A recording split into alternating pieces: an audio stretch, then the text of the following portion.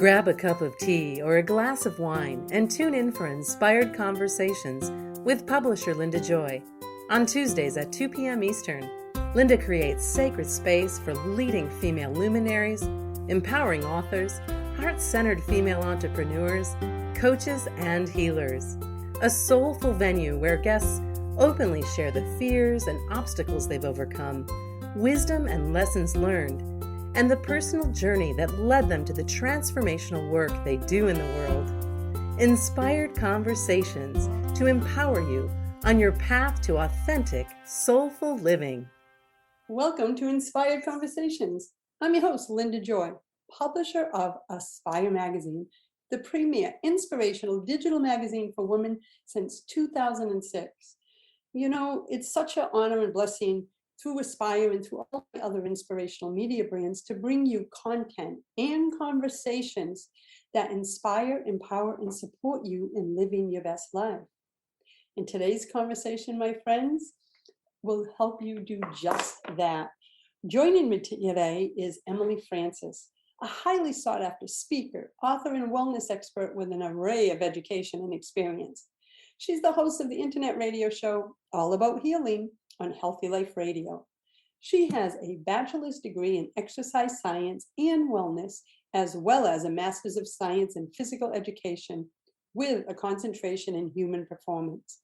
She graduated from the Atlanta School of Massage in clinical and neuromuscular massage therapy and went on to specialize through the Dr. Varder School, North America, in manual lymphatic drainage and combined decongestive therapy. She is so gifted. She's author of many books, including the one I'm holding in my hand right now, Healing Ourselves Whole, an interactive guide to release pain and trauma by utilizing the wisdom of the body. And I am about a quarter way through this book and it speaks to me. So welcome, Emily. Thank you, Linda. I'm so happy to be here and grateful. Well, I'll tell you, when we first connected and I saw what you teach, what you write about, and what you're so passionate about, it really connected with me. As we were just talking about before we came on the air, I was a body worker many years ago. And so I could relate to so much of what you talked about and wish I knew these things back then, Emily.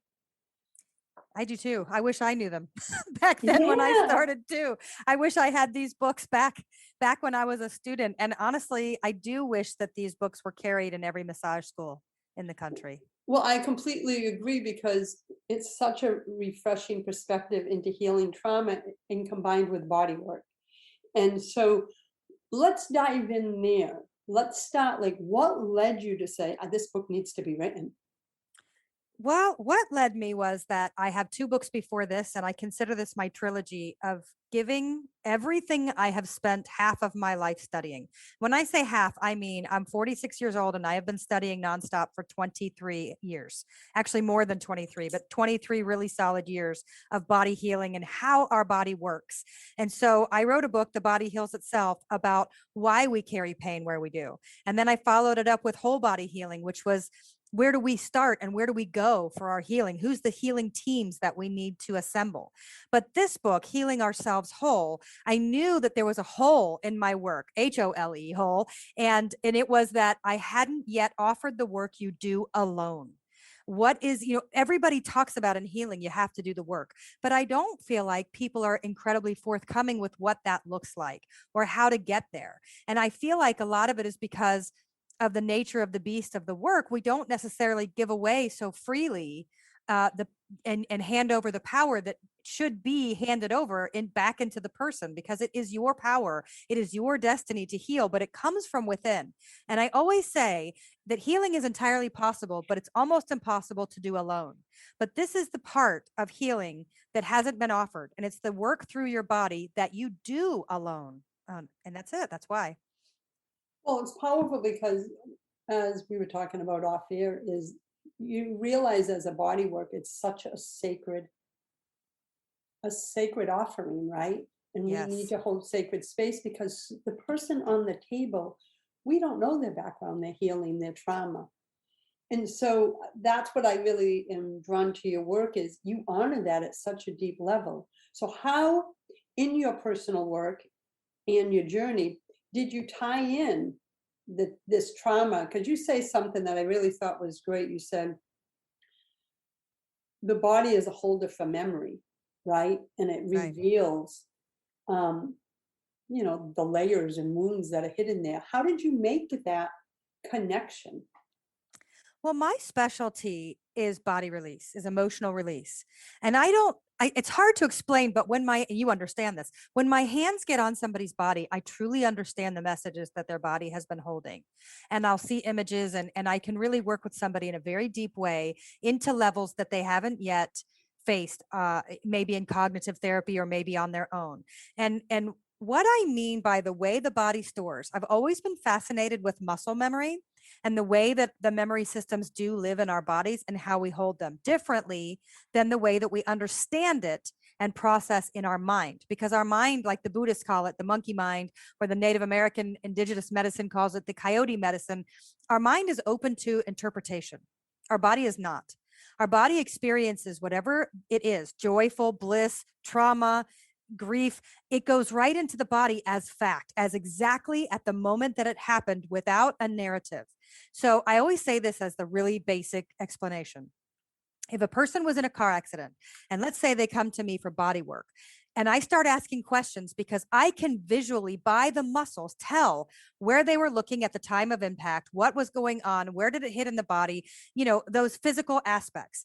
But when I start to ask questions, everybody has a hazy memory. That's the gift of the mind. You can eject because that's the way to survive a trauma, any kind of trauma, is that the mind ejects itself from the body. But the body does not have an eject button. And so, as a cognitive therapist, they call it a trauma capsule, which means that it was so overwhelming that your mind cannot handle it. They shove it into a little capsule, they drop it into the body, and they walk forward. My job is to pick up the capsule that's been dropped into the body and go right there as our starting point into healing. And that's where we build. And that's what I have built my entire somatic emotion chart and all of my 20 plus years of hands on touching so many different bodies and having them reveal their secrets and their wisdom. Oh my God, this is powerful because for so many they associate, I'm going to go for body work, but they only see it from that place. I'm going to go Mhm. relax and have a spa treatment. Yeah. So this in the sacred offering that you've combined it with is really a healing modality that we got to get more and more people to know about because as you share, there's so much wisdom in the body. There is fabulous wisdom within the body. And I remember when I was working on the body heals itself, I went to a ton of different people for research. And I went to this one man who is an acupuncturist. And it's funny because we talked for probably 2 hours and I only wrote maybe a paragraph out of it, but it was so powerful. And what he said was that we look at our bodies as a whole as brain dominant. We consider the mind and the cognitive, the brain. The brain is the organ, the mind is where the thoughts and behaviors live. And he said, we're brain dominant. We think about all the work behind the brain, and we look at people that do sacred body work as less than the people that do the work around the brain. And he's Oh, and he's right. We don't sit there and think because there's not a lot of body workers that are coming forward and writing books, or even like for me, it was like a concept and a theory that I kept testing with every body and noticing that the similarities were so on point. And even when I met an acupuncturist and I said, the glutes hold a lot of aggravation and suppression, the muscle. And he goes, well, yeah, but that's because it's the liver gallbladder line and that's anger and aggravation and suppression. And I looked at him and I said, okay, but the difference is I didn't know that. I don't know the meridian lines. I learned it because the body taught me. And yet we have the same information. that must have been so like eye-opening and exciting. It was like it let me know, hey, you're on the right path. And the hardest part, honestly, the hardest part to me has been proving it in a scientific environment. And what I mean by that is that I'm still really, really close to my director of exercise physiology from my university. And then he became the dean of the College of Education. And that's how I went back 20 years later and got my master's. And last year, he came out of retirement to be my partner, and we applied for a grant to go into the lab and have me do the massage work and him get a team of partners to do stim and other testing to understand the emotional value within the muscle system. But we ultimately didn't get picked up and chosen for the scholarship. And for me, that was really such a crusher, because here I had the dean of the College of Education, doctor of exercise physiology, willing to be my partner. And then he brought in the director of the kinesiology department, and they offered me the college to go test. But you have to have a lot of money or somebody backing you to really test this. And I already know the answers, but to have the scientists back you up changes everything. And that's the part that I still would jump on, even all the way across the world, because I want to be able to prove some of this beyond a shadow of a doubt, instead of just, this is 20 years of instinct, of practice, of interviewing different people, other people knowing this to be true, watching this with the bodies. I would love to have some real experimental, this is what we found. I believe it's coming. I believe it's going to be a timing issue. I just feel like it's all going to come together for you, and it'll be such a service project to the world. So I hope so. I really want to be part of that, because I do I'll think have there to is watch actually, that. there's a study among dermatologists or plastic surgeons. There's a study about Botox, that if you freeze the muscles of facial expression, if you freeze the frown lines, it will actually elicit a happier response. And if you freeze the smile lines, it can actually release a depression. And it's actually been proven. And there is that's in my book about research, not this most recent book. And the other one that was such a big one that I think is almost silly, I can't even believe somebody came up with this, and it's become so massive in the science community, is that people put a pencil vertically across their teeth, across the back teeth, to make them smile, to elicit the smiles, and read comics, and found that they found them more humorous with the pencil that way than when you suck the pencil in like a pucker and make a frown. You find the things less humorous. How easy is that? And I yet love it's become my friend is a doctor of psychology. He used that as his doctoral dissertation. It's like this big deal. And I think about it and go, what? Why couldn't I think of something so simple? You will, my friend. Where is it? I just love, the tie of science and the body work. And we're going to take our first break, Emily. And when we come back, I want to really talk about something you cover in the book called the heavy four emotions, because I think we can all relate to them, especially after the last year we've had. Mm-hmm. So we'll be back in a moment, my friends. I'm with Emily Francis of EmilyAFrancisBooks.com. We'll be back in a moment. A conscious lifestyle for a mindful life. OMTimes Radio. IOM FM. Inspiration for a woman's soul. Aspire Magazine, inspiring and supporting women on the path of self-discovery. Claim your free digital subscription today, which includes access to thousands of dollars of personal development bonus gifts from Team Inspiration partners. Claim your Aspire Magazine subscription today at subscribetoaspire.com. Are you designing your life or living by default? Discover your soul's unique human design and be empowered to live the life you were meant for. Nancy O'Keefe, certified human design specialist, intuitive transformational coach, and compassionate transformer, helps women like you peel back the layers of who they've been taught to be to reveal who they truly are so they can create the life of their dreams. Nancy knows firsthand that anything is possible. She divinely designed her life and went from receptionist to company VP and on to founder and CEO of her own multi-seven-figure firm. Nancy has been developing and coaching people for over 25 years and is passionate about helping them understand their divine design, embrace who they are, and live their best life. Schedule your complimentary call today at nancyokeefecoaching.com. We know what to do within this country, yet 17 million kids in America are struggling with hunger. Makes no sense. Luckily, the Feeding America nationwide network of food banks has volunteers gathering excess food and getting it to hungry kids. They're kind of like food angels. Hey, become a food angel yourself by supporting Feeding America and your local food bank at feedingamerica.org. We can't do it without your help. Brought to you by Feeding America and the Ad Council. Are you trying to get from point A to point B and need a little advice? Connect with the counselors at OMTimes Advisors. Whether you're looking for a life coach or a spiritual intuitive, the advisors participating at advisors.omtimes.com were carefully chosen based on their gifts, skills, and professionalism. OMTimes Advisors, connecting you with the best advisors in the business. Hi everyone, this is Shay Parker, the host of Best of the Best, which airs live right here on IOM Radio every Tuesday night at 8 p.m. Eastern and 5 p.m. Pacific. I'm super excited to bring you expert guest hosts, spiritual discussions, free psychic readings, and so much more. I can promise that you will not want to miss this one-of-a-kind, fun, yet touching, down-to-earth show. Join us every Tuesday night at 8 p.m. Eastern, 9 p.m. Pacific on OTR-FM. This is Shay Parker, and I can't wait to see you there. This is OTR-FM, part of the IOM Radio Network. Welcome back. You're listening to Inspired Conversations. I'm your host, Linda Joy, and with me today is Emily Francis, author of multiple books, including her newest one, Healing Ourselves Whole. So in the book, Emily, you talk about how to process the heavy four emotions. First off, let's start with what those emotions are. So the heavy four are what I have found as a constant pattern in the body and in the skin itself, the tissues. And that is trauma, which is anything that goes under that umbrella of trauma.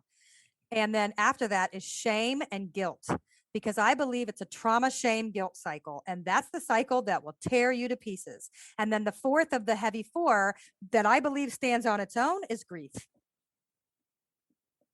Okay, so and you found these through your hands-on work and everything that you're doing, you kept finding these four patterns? Yes.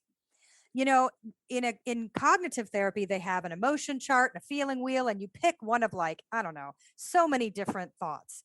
And in the body, I don't feel like there's all these different thoughts. I don't think you have things that are interpreted. I think that shame and guilt are patterns that are almost DNA. They're linked up. They're laced up into your body as patterns that you have created, usually from childhood, and lace them up until you become highly acutely aware that this is how you run, and then try to unlace.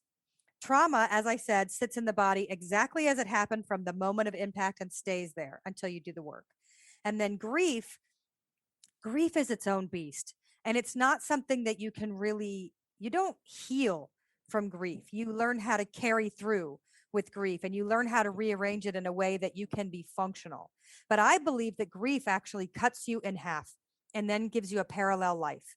You have the life that you're living in real time, in reality, and the life you would be living had that thing not left, had you not lost that thing, had that person not died. And you keep a timetable. So, people go, oh, today when my dad would have been 50. We keep moving them up in the age because we can't quite grasp that person, place, or thing is no longer there. And the grief really cuts us, divides into different placements. So to me, it's more of, I'm honoring the fact that you feel the grief, but I'm also understanding that just because we talk about it and go through it, you're healing, and to the level you are able to, it's really within you. It's such powerful and deep insights. It just amazes me what the body reveals.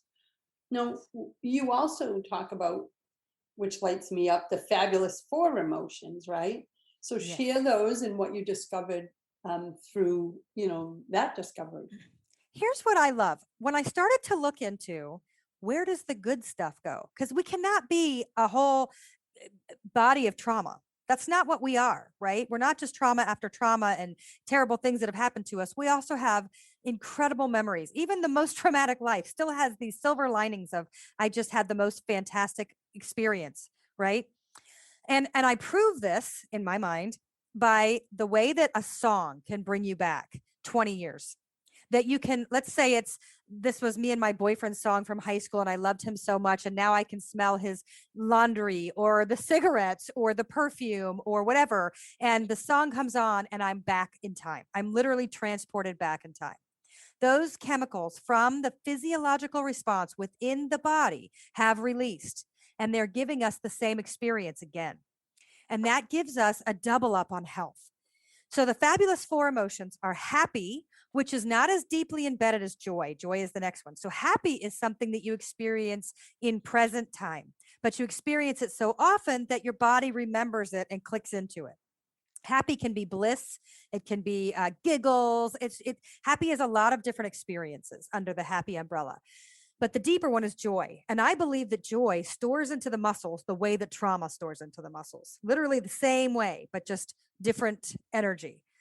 And joy is truly physiological. And I really realized that when I had a friend on that is a psychologist and has spent her life studying psychology and talked about the physiology of the body with the emotions. And when she said something about something along the lines of joy being a physiological response, I jumped on it and started researching it like crazy and have gone deeper with it. The third of the fabulous four is connected.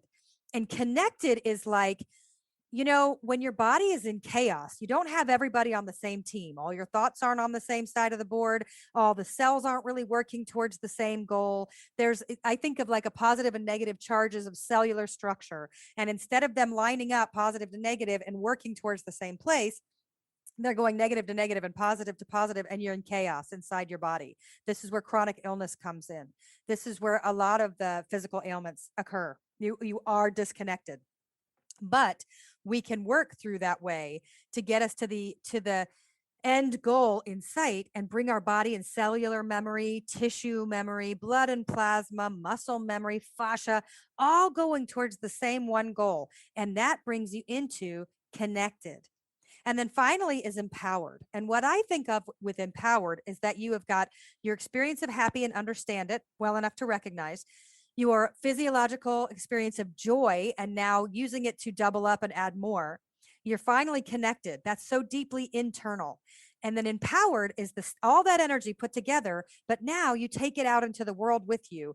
Are you able to maintain your balance inside your structural self, that you're still connected, you're still experiencing joy, but you've now taken it out into the world and holding your own sacred space without it being discombobulated in any way? That's being empowered. This is powerful. And, as you were speaking, I'm like, I'm curious, when going back to the trauma, what do you feel in someone's body? So is it like if they come in saying, I have recurring shoulder discomfort, in those muscles, does that place of where they're complaining of, does that tell you something, or you wait until you get your hands on them? It does tell me something. That's why I wrote The Body Heals Itself, because there is a common pattern in muscle groups of why you carry pain there. Absolutely. So somebody who constantly has reoccurring pain behind their shoulder blade, especially their right side, is betrayal.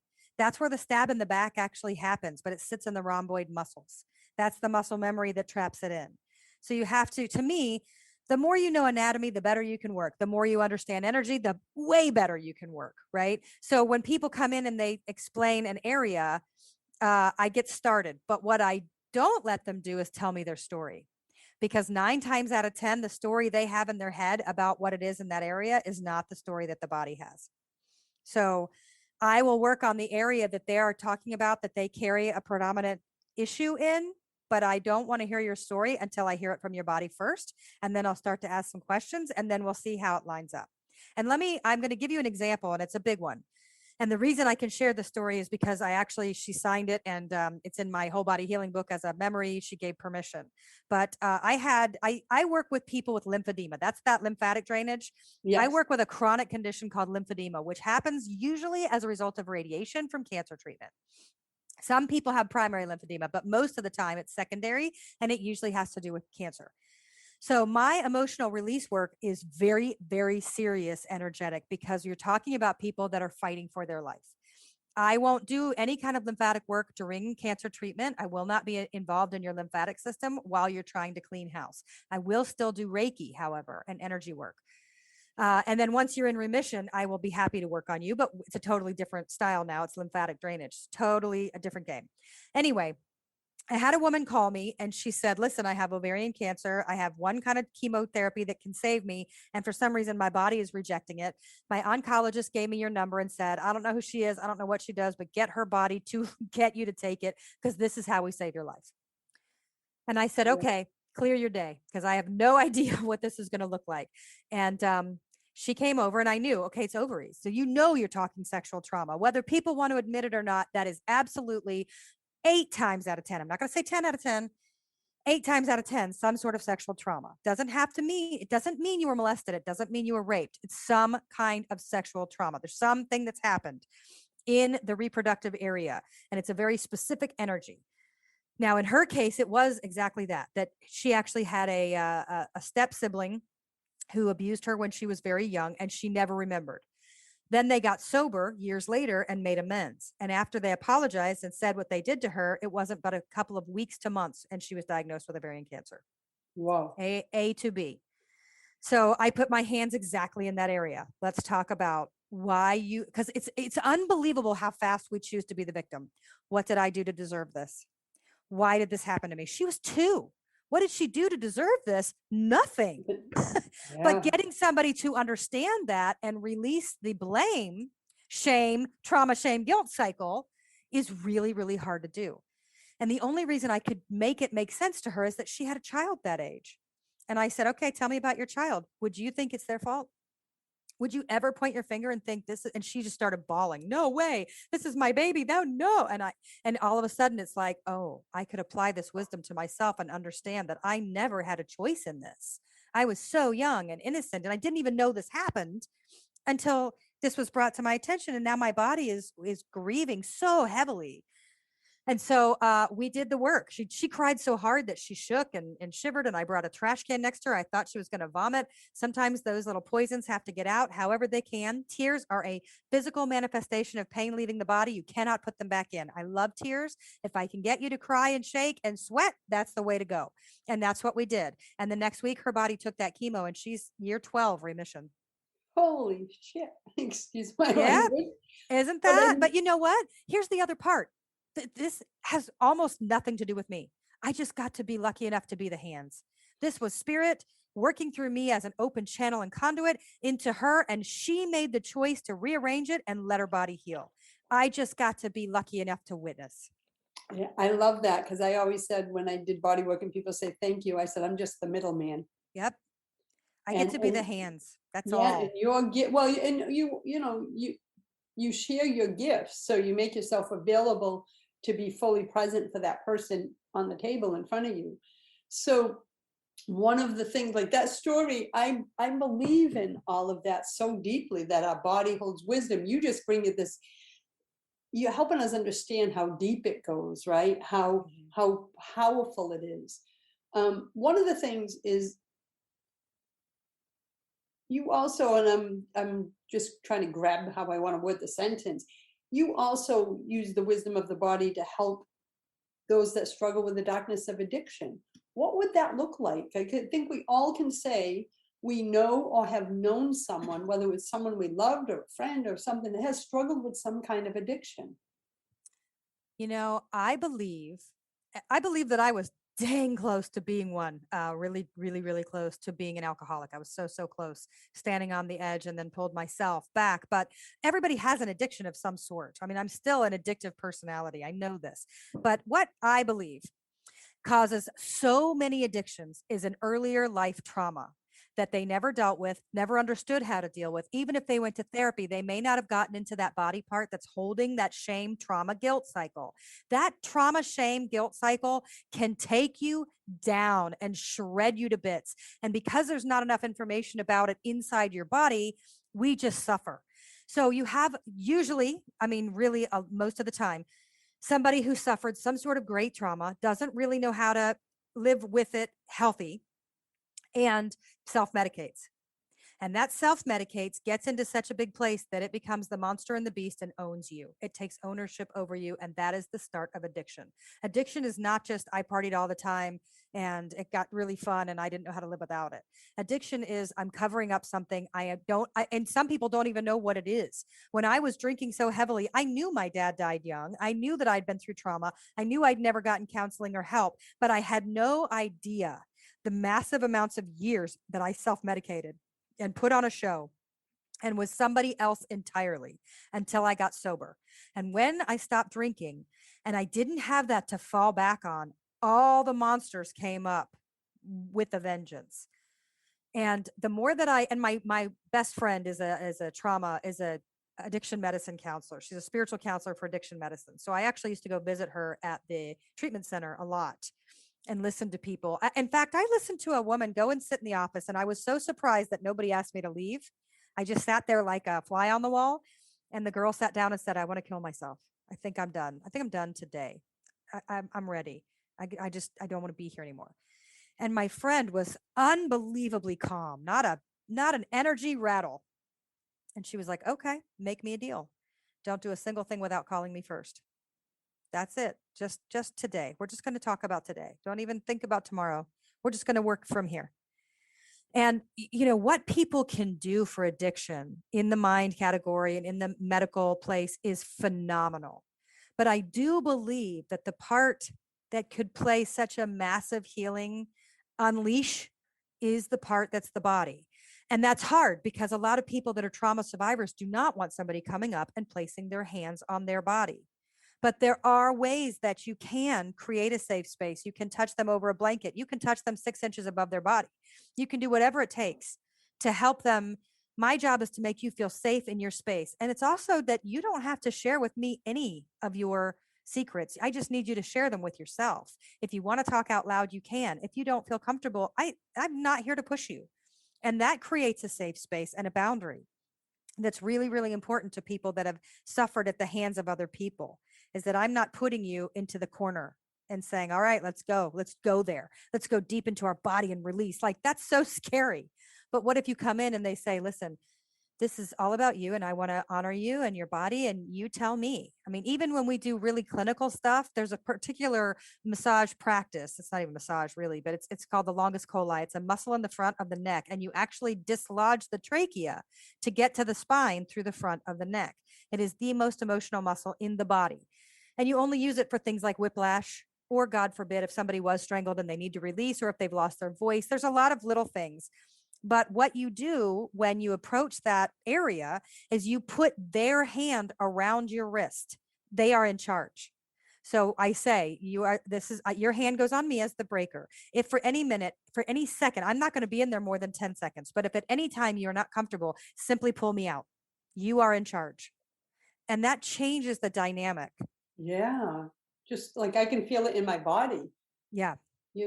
So that's powerful for them, because if they've been traumatized in some way, they didn't have power and you're giving them back their power. So Yes, that's my role. That's what I feel like my God-given gift really is to help people get their power back, because too many times, and honestly, me too, I gave mine away and I spent 7 years in really severe anxiety and panic when I stopped drinking, and then became agoraphobic and quit my job, moved home, slept on my mom's pull-out couch. I mean, I really let go of my whole life as I knew it because I could no longer function in it.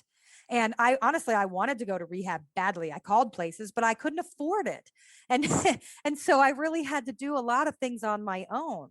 And at the time, oh my God, it just felt like I was never going to get back up ever. And what I did is I clung to anybody I thought was a quote unquote healer.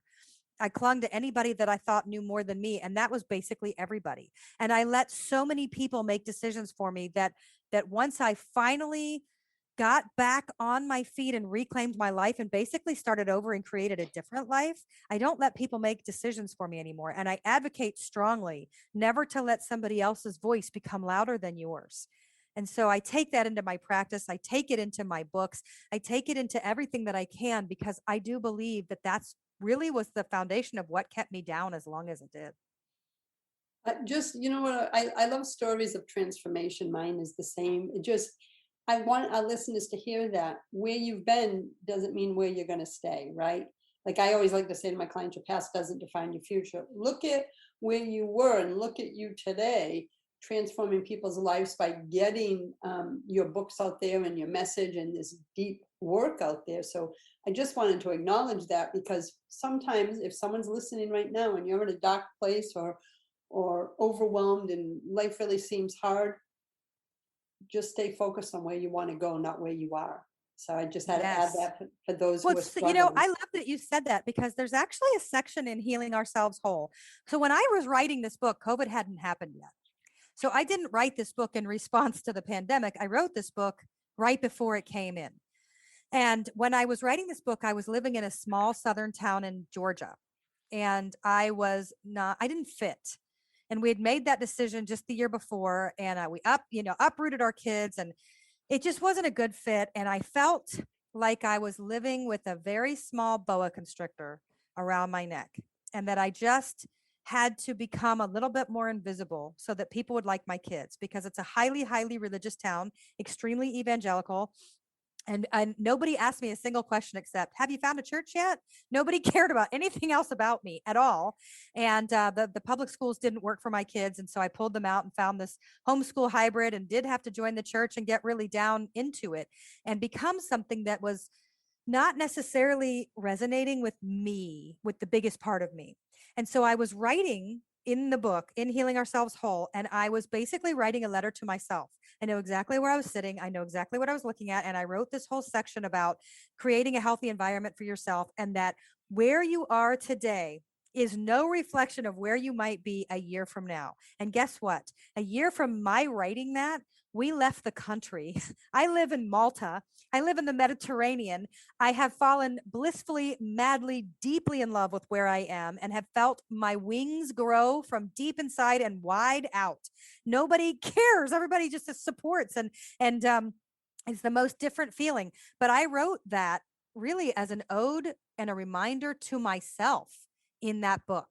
And it's true. Where you are today is no reflection of where you're going to be a year from now. Where you were a year from now is no reflection of where you are today. And especially with the world shutting down and opening and shutting down, and us feeling unbelievably discombobulated at the very least, it doesn't reflect. Everybody, I think, or not everybody, but a lot of people, especially in the spiritual community, is right now doing a deep introspection of, where do I want to be when the world opens back up? Who do I want to be? What are the things that I want to let go of that are no longer serving my highest good and greatest joy? And what are the things that I can grab onto that do? I'll tell you, that's how I felt. I mean, I've been going through a intentional life, intentional business for 3 years, like re-examining everything. Like we sold our big house right here on the water. It's right next door. We sold it to 5 nuns. And we built our intentional home to go mortgage free. He's a builder, so we got a beautiful home. This last year has made me want to reevaluate. And I called it, instead of isolation or quarantine, I said, what dense energy is that word, Emily? Mm-hmm. I call it sacred cocooning. And monthly, I posted on Facebook. I said, listen, if something doesn't energetically feel right, listen. Those words were really heavy for me, and I created my own. So then that my energy throughout the whole year was very different than when it was if I had used words that made me feel dense. We're going to take a last break and come back for the last segment, and we're going to dive into this juicy conversation. I'll be right back. I'm with Emily Francis, author of Healing Ourselves Whole. You can learn more at emilyafrancisbooks.com. We'll be right back. This is OTRFM, part of the IOM Radio Network. Are you ready to experience the unshakable love and unleashed passion you really want? Great news! Discover what thousands of people are doing to transform their relationships in ways they never thought possible. And your partner does not need to participate in the process to enjoy the results you want in your relationship. Relationship expert and Aspire magazine columnist Stacey Martino and her husband Paul are the founders of relationshipdevelopment.org and Relationship U, They have successfully empowered thousands of clients with tools and strategies that really work to transform their relationship, any relationship. And your partner does not even need to participate for their proven system to work for you. Transforming your relationship is possible, and it begins with you. Take the first step and visit relationshipdevelopment.org today. This is Terry Van Horn, and I want to invite you to join me for my weekly radio show, Healing Light, on OMTimes Radio every Wednesday at 6 p.m. Eastern Standard Time.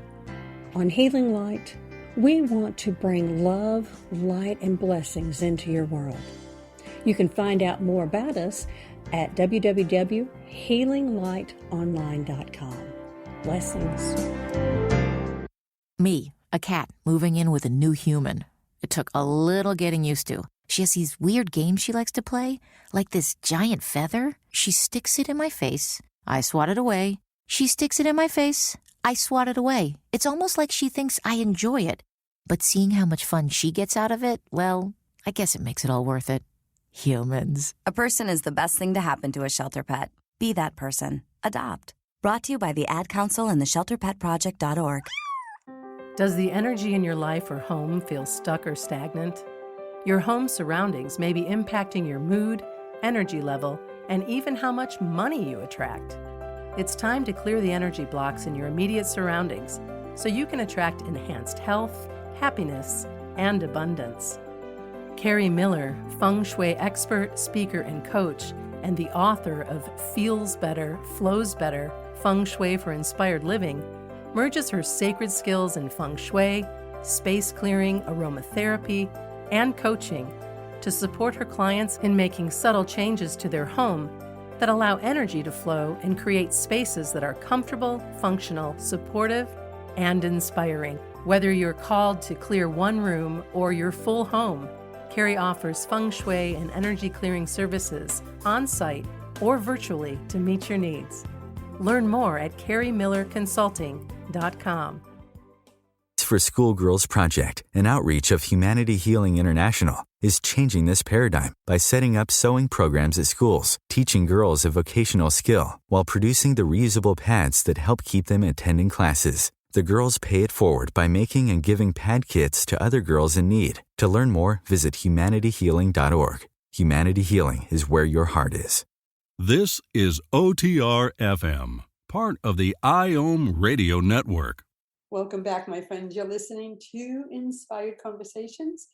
I'm your host, Linda Joy, and with me today is Emily Francis. And we're talking about, releasing pain and trauma by, utilizing the wisdom of the body. And we've had such deep and conversation, but the insights and ahas, even for me, so I know for our listeners also. So in this last segment, I wanted to talk about how you set up this book, because I really love that you have practices in it, breathing, meditations, and practices that help us get into a calm space.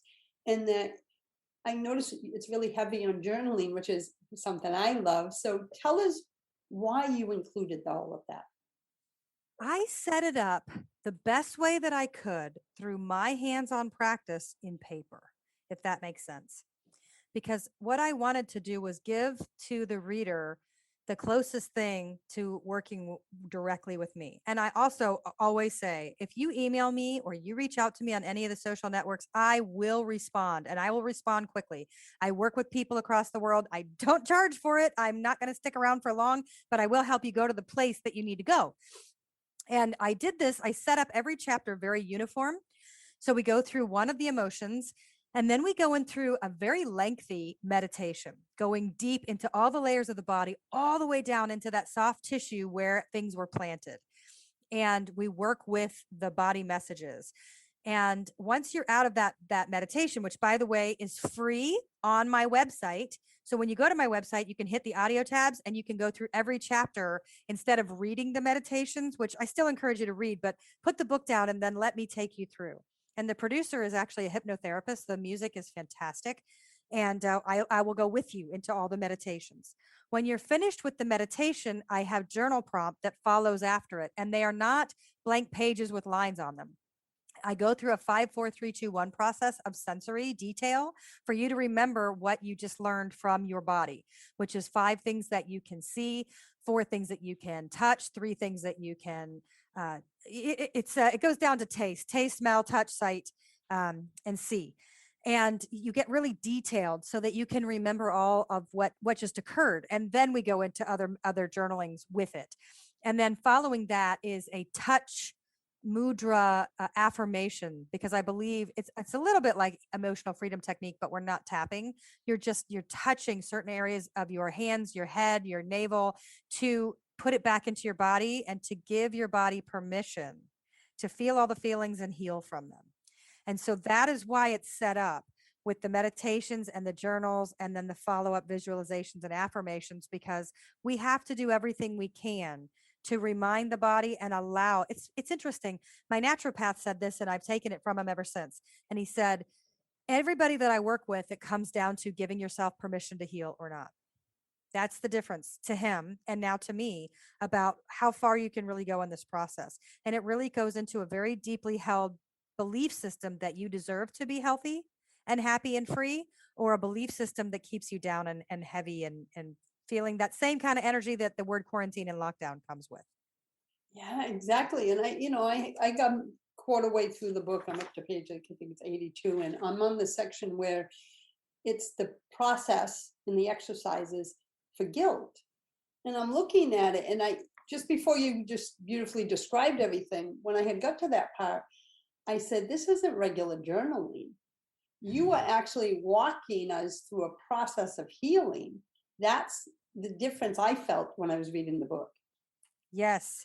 And now that I'm opening the book, it's the 5 things. So the first 5 is things you can see that your body showed you, 4 things you could touch in that space, 3 things you could hear in that space, 2 things you could smell in that space, and 1 thing you could taste. And I use this as the example, again, a car accident. To me, when I've been in a car accident, the taste in my mouth is like eating aluminum foil. It's this weird heat thing, and it feels like I just ate aluminum foil. I don't have any other taste but that one. But if I wrote that down, I would remember very distinctly how intense that was. And that's why I wanted to do the sensory countdown to help you come back into what the meditation was. Because remember, I said at the beginning that 9 times out of 10, the story that you tell yourself that goes with the trauma isn't the same story that your body has.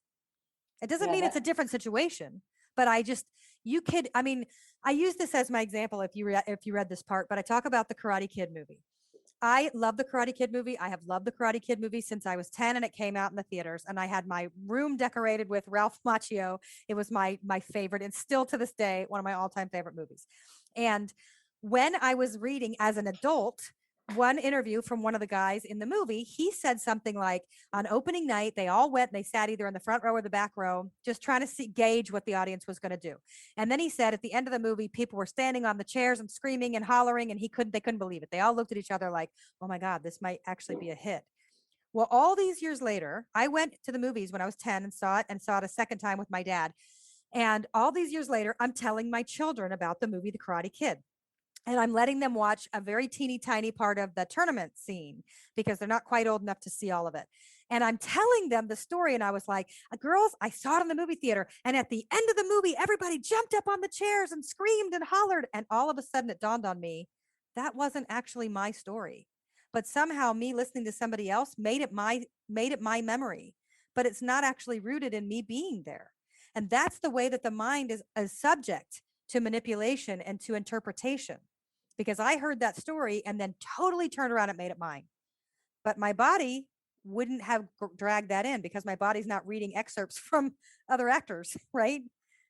Exactly. So it's like you can emotionally connect with the experience, but that it's not going to be left in your body. Am I understanding it? Yes. Because and so when you go, yes, because it wasn't my actual experience.